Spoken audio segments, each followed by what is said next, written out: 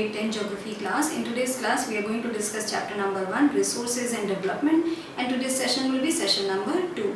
So आज का जो चैप्टर हम लोग डिस्कस करेंगे वो हमारा ज्योग्राफी का पहला चैप्टर है रिसोर्सेज एंड डेवलपमेंट, एंड आज का जो सेशन है वो है सेशन नंबर 2. तो हम लोगों ने पहले जो सेशन में डिस्कस किया था that we have discuss the types of resources. तो वो जो ओरिजिन पे बेस थे एंड वो जो टाइप्स ऑफ रिसोर्सेज थे, so we have discuss some of them in the session 1.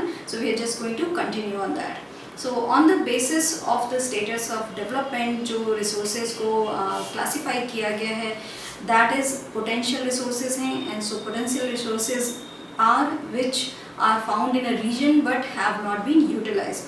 So those are called potential resources जो found हैं, जिनका पता है सबको but उनको utilize नहीं किया गया है. That's why they are called potential resources.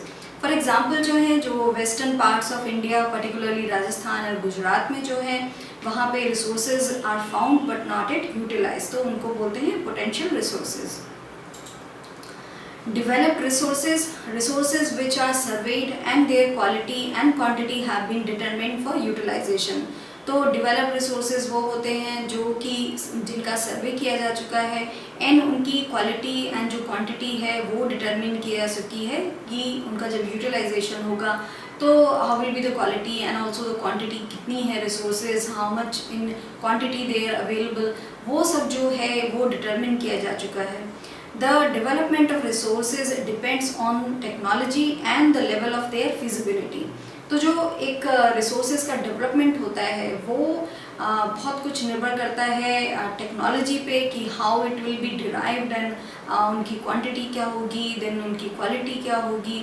So all these things ये डिपेंड करता है टेक्नोलॉजी पे एंड ऑल्सो उनका जो लेवल ऑफ फिजिबिलिटी है वो क्या है. तो इन सब चीज़ों को ध्यान में रख के ही देन एक रिसोर्स जो है उसको टेक्नोलॉजी से निकाला जाता है एंड देन उसको हम लोग के पास तक यूज़ करने के लिए लाया जाता है. So there are lot of things involve जो एक रिसोर्स को यूज़ करने में लगते हैं.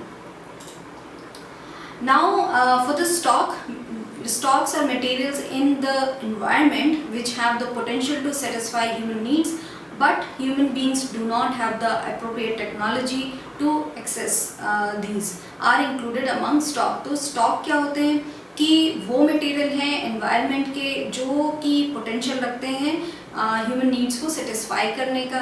तो वो ह्यूमन के लिए बहुत काम की चीज़ें हैं, we can use them, but human beings के पास उसको यूज़ करने की या फिर अप्रोप्रिएट टेक्नोलॉजी नहीं है कि वो उनको एक्सेस कर पाएँ या फिर उनको यूज़ करने लायक बना पाएँ.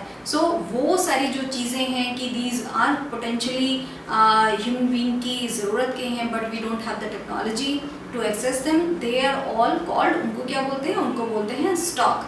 तो वो सारे आते हैं स्टॉक में.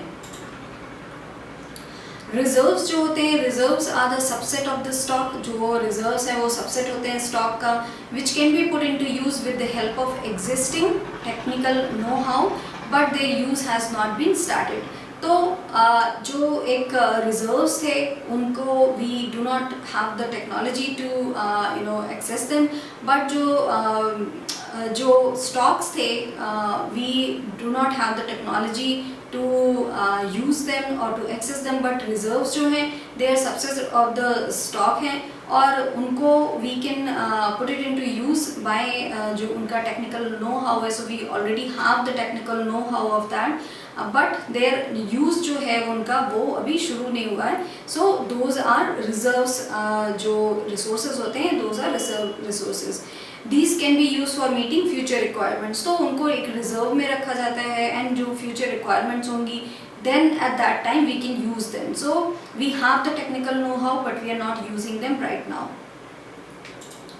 Now development of resources क्या होता है कि resources are vital for human survival as well as for maintaining the quality of life. तो जो resources हैं वो बहुत vital हैं human survival के लिए, हम सबके survival के लिए, as well as जो life की जो quality है उसको maintain करने के लिए बहुत ज़रूरी है.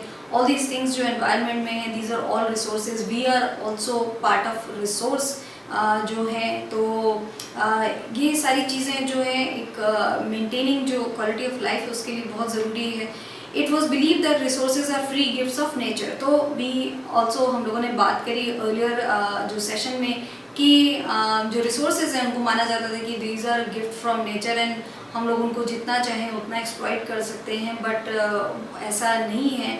We have to be careful when we are using the resource, either वो वाटर है या कुछ भी चीज़ है, कोई भी रिसोर्स है, we have to be very careful when we are using it, because some are renewable and some are not renewable. तो we have to keep in mind कि कुछ resources हैं जो जिनका एक लिमिट है, तो we have to be careful while using them. As a result, human beings use them indiscriminately and this has led to the following major problems. तो ये जो माना जाता था कि ये जो रिसोर्सेज हैं these are like gift from nature, तो हम लोग जितना चाहें उनको यूज़ कर सकते हैं। इसकी वजह से क्या हुआ, ह्यूमन बींग्स ने उनको इनडिस्क्रिमिनेटली यूज़ करना शुरू कर दिया।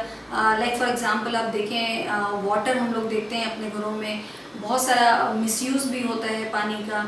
तो we should be very careful. And now we see, आप लोग देखते हो बच्चों, कई जगह ऐसी हैं जहाँ पे in the summer time you don't have the tap water, उनको टैंकर से पानी आता है। तो these are all because we are not being careful. तो जब we have the water coming in the tap, we have to be very careful कि how much are we using it. We should not be just wasting the water, because वो उसको बहुत ध्यान में रखना ज़रूरी है। तो जो मेजर प्रॉब्लम्स आई इसके लिए, बिकॉज हम लोग इनडिस्क्रिमिनेटली यूज़ करना शुरू कर दिए रिसोर्सेज को, वो प्रॉब्लम्स हैं depletion of resources for satisfying the greed of few individual. तो डिप्लीशन होने लगे रिसोर्सेज के बिकॉज वो किस लिए काम में आ रहे थे कि जो कुछ ग्रीड है कुछ फ्यू इंडिविजुअल की, उनको सेटिस्फाई करने के लिए उनका यूज़ हो रहा था। तो बिकॉज ऑफ दैट ये एक मेजर प्रॉब्लम है। And accumulation of resources in few hands, which in turn divided the society into two segments, that is haves and have nots, or rich and poor। और जो हम लोग देखें कि accumulation of resources and few hands, बहुत सारी ऐसी चीज़ें, बहुत सारे ऐसे resources हैं कि if you have it, if you can use it, and if you have the resources and if you have the sources to get it, तो वो आपको मिल जाएंगे। बहुत सारी ऐसी चीज़ें हैं। तो this is why जो accumulation हुआ कुछ hands में resources का कि they can use them, they can exploit them because they have the money for it or they have the sources to get it। उसके वजह से क्या हुआ कि जो सोसाइटी है वो दो सेगमेंट्स में बढ़ गई, because some people can have all the resources all the time and some people don't have it. उनको उसके लिए बहुत ज़्यादा स्ट्रगल करना पड़ता है। सो दैट इज़ वाई जो सोसाइटी है वो टू हाउस में बढ़ गई। एंड वो कौन सा है, हैव एंड हैव नॉट्स, मतलब जिनके पास बहुत सारा ऐसा सोर्स है जो दे कैन गेट इट, और रिच और पुअर का जो एक डिवीजन है वो उस पर बेस्ड हो गया। Because if you have the money for it, आप बहुत सारी चीज़ें हैं जो आपको मिल जाती हैं। सो इससे सोसाइटी में एक जो डिफरेंट सेगमेंट्स हैं वो डिवाइड हो गए। Indiscriminate exploitation of resources has led to global ecological crises such as global warming, ozone layer depletion, environmental pollution and land degradation। तो जो indiscriminate जो exploitation है resources का, उससे क्या हुआ, जो ग्लोबल इकोलॉजिकल क्राइसिस है वो हो गई। उनमें से कुछ हैं ग्लोबल वार्मिंग है, और ओजोन लेयर डिप्लीशन है, एनवायरमेंटल पोल्यूशन है, एंड ऑल्सो लैंड डिग्रेडेशन है। फॉर एग्जांपल हम लोग देख सकते हैं कि अब बहुत सारे इफ़ यू गो प्लेसेस जहाँ पे आप लोग घूमने जाते हैं या बीच पे जाते हैं, तो आप देखेंगे कि बीचेस के बहुत पास होटल्स बने हुए हैं। And this is all is not good कि आप इतने पास आप ओशन के इतने पास सब कुछ चीज़ें बना रहे हैं। बिकॉज ऑफ दैट बहुत सारी प्रॉब्लम्स होने लगते हैं। एंड इन सब चीज़ों को ध्यान में रख के सारी चीज़ें करनी चाहिए। बट क्या होता है कि जो रिसोर्सेज उनका एक्सप्लॉयटेशन होने लगता है, and then people don't think about कि they are exploiting it unless it goes to a certain extent, and then everybody वो लोग सारे लोग फिर काम करना शुरू कर देते हैं कि नहीं अब they have to start working on that। तो this is what happens कि because of all this ये जो exploitation हो रहा है resources का, उससे बहुत सारी चीज़ें हैं, ग्लोबल वार्मिंग हो रही है, ओजोन लेयर डिप्लीशन हो रहा है, एनवायरमेंटल पोल्यूशन हो रहा है, एंड इन सब चीज़ों से we are also getting affected by it as a human. हम लोगों को बहुत उससे इन सारी चीज़ों से बहुत ज़्यादा इफेक्ट पड़ रहा है। एवरीथिंग इज़ डिट्रीमेंट जो है हम लोगों को नुकसान करने वाली है। So we have to be very careful कि हम लोग अपने रिसोर्सेज को कैसे यूज़ करते हैं। And if the present trend of resource depletion by a few individuals and countries continues, the future of our planet is in danger. तो जो present जो trend है resource को depletion का, जो कुछ countries हैं वो बहुत ज़्यादा depletion कर रही हैं, तो अगर ये जो ट्रेंड चलता रहेगा देन फ्यूचर जो है हमारे प्लेनेट का वो बहुत प्रॉब्लम में है, बिकॉज द ओजोन लेयर उसका डिप्लीशन हो रहा है, एंड ऑल्सो ग्लोबल वार्मिंग इतना ज़्यादा है। बच्चों आप लोग देखते होंगे हर साल जो एक समर है सीज़न जब आता है तो बहुत ज़्यादा ही अब टेम्परेचर बढ़ता है। This is all because of global warming, और जो ओजोन लेयर डिप्लीशन हो रहा है उससे बहुत सारी प्रॉब्लम्स हैं। तो ये सारी चीज़ें अगर ये चलती रही, if nobody is caring enough for these thing, तो the planet will be in danger. Therefore, resource planning is essential for sustainable existence of all forms of life. इसीलिए जो एक रिसोर्स प्लानिंग है वो बहुत ज़रूरी है, जो एग्जिस्टेंस है ऑल फॉर्म्स ऑफ लाइफ की, not only us as a human being, जो सारी वाइल्ड लाइफ है and everything which is living, उन सब के लिए इन सब रिसोर्सेज का होना बहुत ज़रूरी है, एंड उनकी रिसोर्स प्लानिंग होना बहुत ज़रूरी है। And that is why in Rio de Janeiro Earth Summit हुआ 1992 में। So in June 1992 more than 100 heads of states met in Rio de Janeiro in Brazil for the first time international Earth Summit. तो first time international Earth Summit हुई in June 1992 because of all these जो हमारे पास problems हैं resources को लेके, जो हम लोगों ने अर्लियर डिस्कस करें कि किस तरह एक्सप्लॉयटेशन हो रहा है रिसोर्सेज का, and then we have global warming, ozone layer depletion, and ये सारी जो प्रॉब्लम्स हैं उसको ध्यान में रखते हुए रियो डी जेनेरो में एक अर्थ समिट हुई ब्राज़ील में, और वो हुई international Earth summit for the first time, और वहाँ पे मोर देन 100 हेड्स ऑफ स्टेट्स वहाँ गए because of they wanted to get a solution, or they want to come up with a solution for all these problems.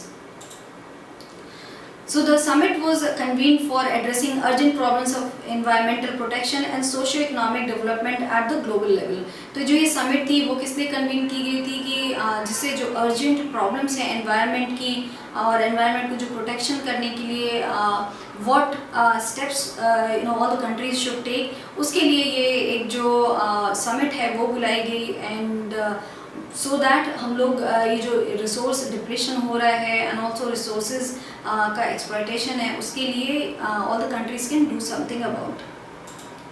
तो then there was एक agenda form किया, that was called agenda 21। It is the declaration signed by world leaders in 1992 at the United Nations Conference on Environment and Development, that is UNCED, which took place at Rio de Janeiro, Brazil.